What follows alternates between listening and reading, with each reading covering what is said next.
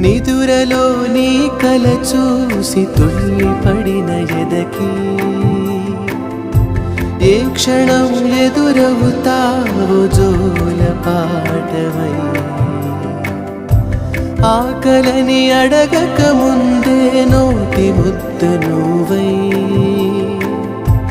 ఏ కథలు వినిపిస్తావో జాబిలమ్మ